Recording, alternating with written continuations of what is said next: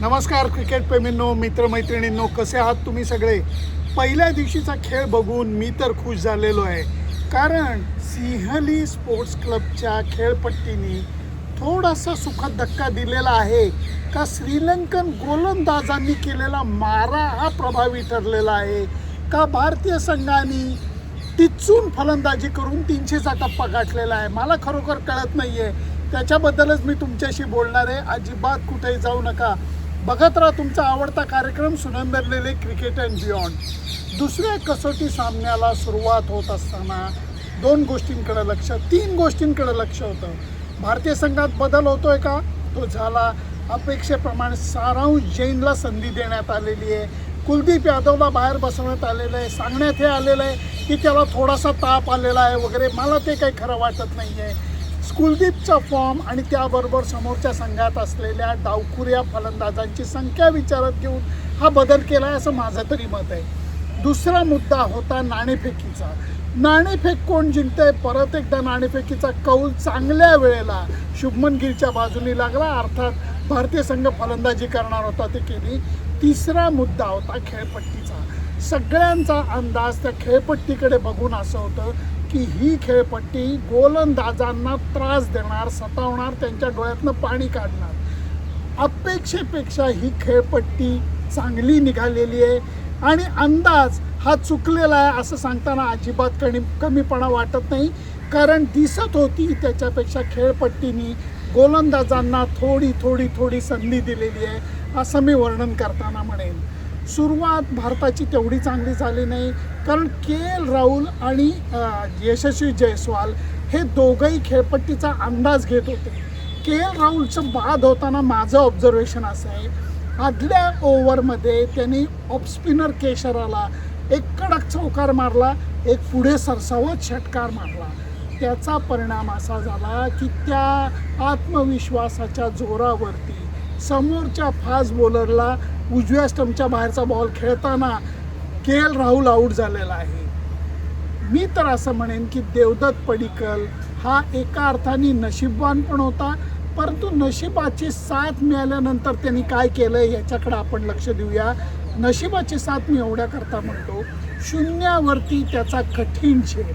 कारण लाहिरू कुमारांनी जेव्हा पहिली विकेट काढलेली होती के.एल. राहुलची, त्याच्यानंतर त्यांनी देवदत्त पडिक्कलला अत्यंत हुशारीने हळू वेगाचा चेंडू टाकला. देवदत्त पडिक्कल खेळायला गेला आणि पॉईंटला सोनल दिनुशाने प्रयत्न केला, पण हाताला लागून तो झेल पडला.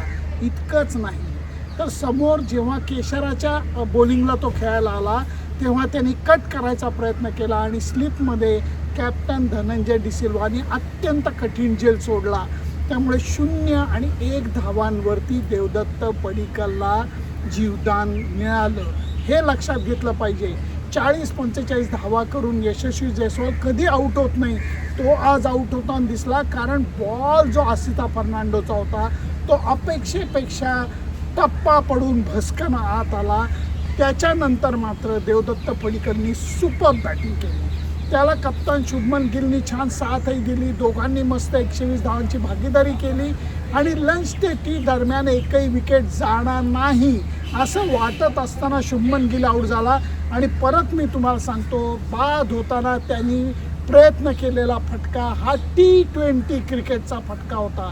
T20 आणि वन डेमध्ये बॉल थर्डमॅनला ढकलून तो बऱ्याच धावा जमा करतो. अरे बाबा, टेस्ट क्रिकेटमध्ये असं चालत नाही. आसिता फर्नांडोची ती दुसरी विकेट होती आणि मी तर असं म्हणेन की त्याच्यानंतर देवदत्त पडिक्कलने आपल्या हातामध्ये सूत्र घेतली, कारण रिषभ पंत फलंदाजीला आला, लगेच आत गेला. त्यांच्या कारण हुक मारत असताना त्याच्या हातावरती जबरदस्त चेंडू आदळला.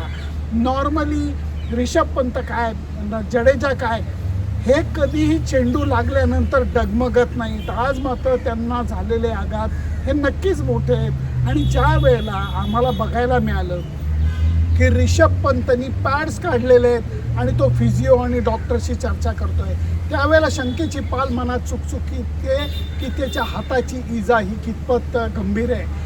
जडेजानी अगदी सुरेख साथ दिली देवदत्त पडिक्कलला. दोघांनी मिळून भारताचा डाव सावरला आणि पडिक्कलनी शतकाकडे वाटचाल करत असताना ऑफ स्पिनरला मागे आपलं ज्या प्रभात जयसूर्याला मागं रेलत जे 2 बॅकफुटेड कव्हर ड्राईव्ह मारले ना, अप्रतिम होते. आणि त्याच्यानंतर सिंगल काढून त्यांनी शतक पूर्ण केलं.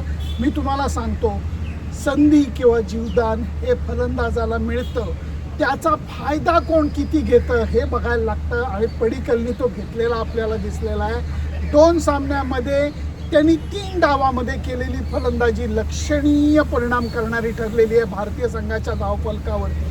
आजचं त्याचं शतक 117 धावांची खेळी भारतीय संघाला सुस्थितीत घेऊन गेले. अर्थातच जडेजाच्या 40 आसपासच्या धावसंख्येला सुद्धा कमी लेखता येणार नाही, कारण ती पार्टनरशिप महत्त्वाची होती. फक्त अजून एक काळजी वाटते, बॅटिंग करत असताना जडेजाला बॉलिंग फिंगरला म्हणजे या फिंगरला 2-3दा जबरदस्त बॉलचा आघात झालेला आहे. कौतुक करायला लागेल आसिता फर्नांडोचं. दिवसभरात जवळपास 15 ओव्हर त्यांनी टाकलेले आहेत. 3 प्रमुख फलंदाजांना बाद केलं आहे. आणि करत असताना त्यांनी जो मारा केला आहे तो मन लावून, दम लावून तिखट मारा त्यांनी केलेला आहे. दिवसभर श्रीलंकन संघाने केलेल्या प्रयत्नांचं कौतुक करायला लागेल की ज्याच्यामुळे त्यांना 5 विकेट काढता आलेले आहेत. भारतीय संघाने 300चा टप्पा गाठलेला आहे. परंतु याच्यात जेवढं बॅट्समनचं कौतुक आहे, पडिक्कलचं कौतुक आहे, तेवढंच कौतुक मला करावं असं वाटतं श्रीलंकन बॉलर्सचं. फील्ड अरेंजमेंट त्यांनी वेगवेगळी लावली, फलंदाजाला विचारात टाकण्याचा त्यांनी प्रयत्न केला. आणि ज्या खेळपट्टीवरती खूप मदत मिळत नाही आहे त्या खेळपट्टीवरती 5 पैकी 4 विकेट फास्ट बॉलरनी काढून दाखवल्या आहेत. म्हणून वेलबोल्ड श्रीलंका, म्हणून वेलबोल्ड आसिता फर्नांडो असं मला म्हणावं असं वाटतं. भारतीय संघ आत्ताच्या घडीला बऱ्यापैकी सुस्थितीत आहे.